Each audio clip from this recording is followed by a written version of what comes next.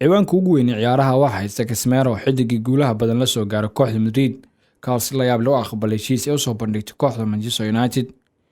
Muuqaalkan waxaan ku jeexjeexi doonaa 5 sheeko aadan ka aqoon dagaalyahanka Brazil. Lambarka koowaad, aabihiis oo ka tagay isagoo jira da'da 6 sano. Xidigan wuxuu ka yahay garoonka dooqa koowaad, macallin walbana wuxuu siiyaa fursad uu ku ciyaaro. Waa dagaalyahan xirfadiisa ciyaareed ee gaartay meesha ku sareysa. Laakiin waxaa jira waxyaabo badan oo ku aadan noloshiisa hooseed. Wuxuu waayay aabihiis kadib markii soo kala dhaxgalay khilaaf xooggan isaga iyo aabaha dhalay hooyadii.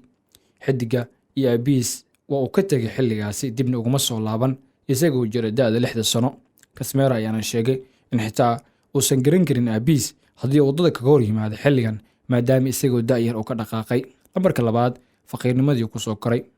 Hooyada dhashay Casemiro wax badan ayay raadisay shaqo ku habboon maadaama aysan haynin waxay ku korayso wiilkeeda. Xidiga ayaa ka sheekeeyay markuu jiray da'da 7 sano. Hooyadiis waxay ahayd mid ka shaqaysa nadaafadda maalmaha isbuuca Axadda ilaa maalinteeda kale. Lacagaha ay soo shaqaysay xidigan ama wiilkeeda ayay siin jirtay. Markii aan jiray da'da 7 sano, saaxiibadeeda waxay weydiin jiray meel aan seexdo habeenkii si aan anigoo hurdo fiican helay aan u aado ciyaarta.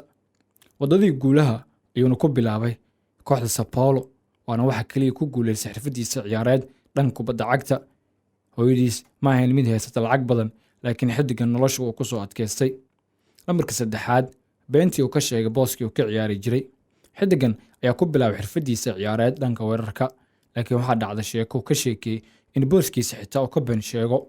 Macallinka ayaa ina weydiiyey ma idinku jiraa mid ka ciyaari kara qadka dhexe burburyaha. 7 xidig aan ahayn, 6 ka mid ah gacanta ayay taageen. Aniguna waxaan ka mid noqday xidigahaasi oo waxaan sheegtay qadka dhexe si aan u helo boos joogto ah. Ugu dambeyn halkaasi ayaan xirfadeeda ka bilaabay. Lambarka afraad, xanuunkii ku dhacay. Markii uu jiray da'da 14 sano, xidiga Casemiro ayaa waxaa asiibay xanuunka cagaarshowga ka oo keenay inuu 3 bilood garoomada ka maqnaado. Laakiin nasiib wanaag familkiisa ayaa caawiyay xidigan inuu ka kaco xanuunkaasi kadibna uu noqdo xidig garoomada oo cadra ka dhiga. Lambarka 5 ee ugu dambeeya, ma ilaawin abaalkii hooyadii u gashay. Hooyadii inuu ka farxiyo maadaama nolol aad u hooseysa ay ku soo korisay xidigan markii uu helay heshiis caalami ah kooxda Sao Paulo. Wiilka Brazil wuxuu u iibiyey hooyadii guri iyadoo ay leedahay gaari iyo dhar maadaama ay ku soo korisay nolol hooseysa. Waxaan u sheegay inaan aad ugu faraxsanahay inaan hooyo u sameeyo wax walba ay rabto. Xidigan ugu dambeyn hooyadii ayuu ka farxiyay maadaama nolol hooseysa ay ku soo korisay wiilka Brazil.